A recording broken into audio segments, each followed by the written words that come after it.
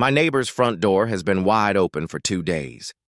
Then, just as I was about to drop Bailey's leash and walk up the steps to the house, there came a voice from the dark.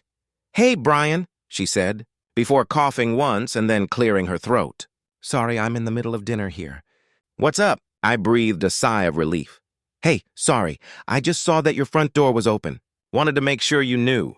Strangely, there came another long pause. I knew she was inside the house now, and close enough to the door to hold a conversation with me, so what was the delay?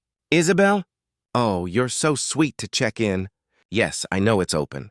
It's just been so hot today that I wanted to let the breeze in. I'll close it soon, of course. Have a good night then." "You too." With that, I tugged Bailey back down the driveway and the two of us completed our walk.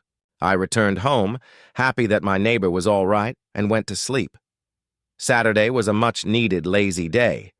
I woke up at 10, ate the breakfast that Alice made, then spent some time in the backyard with her and Bailey. It was an overcast day, and by 3 p.m. or so, a light rainfall forced us back inside. Alice took a call from her sister, who lives at the edge of our neighborhood, while I went to the living room to throw on some television. Except, before I could get comfortable, I looked out the front window and was surprised to see that Isabel's front door was open again.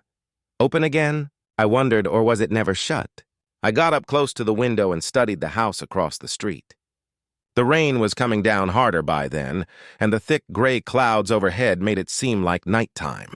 Despite this, there wasn't a single light on inside of Isabel's house. It was so dark inside that the entrance to her house seemed less like a door and more like a black painted rectangle on the exterior wall.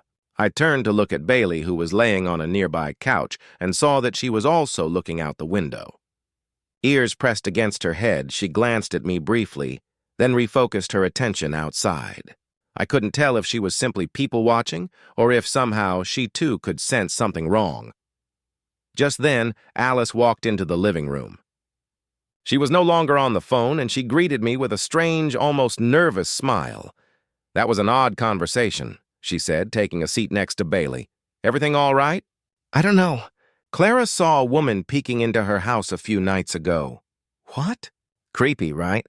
And she's not the only one. Apparently, there have been a few reports on her side of town, other people experiencing the same thing.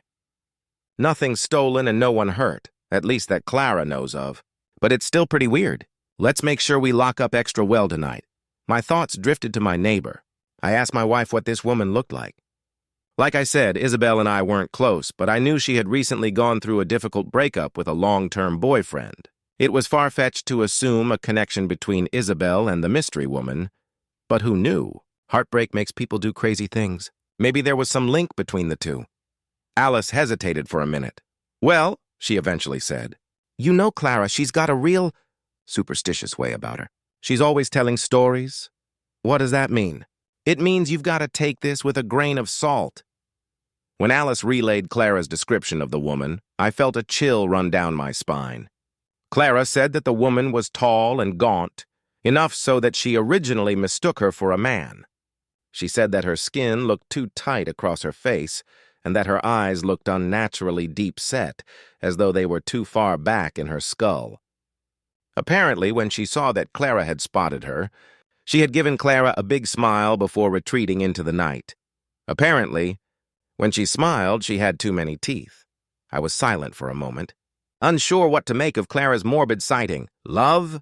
Was Isabel's front door open this morning?" She considered my question as she pet Bailey. "I think it was. If nothing else, I figured I should at least tell Isabel to be careful." I put on my raincoat and headed outside, carefully making my way down the wet driveway. Once I made it to the sidewalk, I heard frantic barking coming from behind me. Turning around, I saw Bailey in the window, her paws resting on the sill, her growls and whimpers rising over the heavy rain. My wife appeared next to her a few seconds later. She attempted unsuccessfully to comfort Bailey, giving me a questioning look as she did so. I gave her a shrug in return, then crossed the street.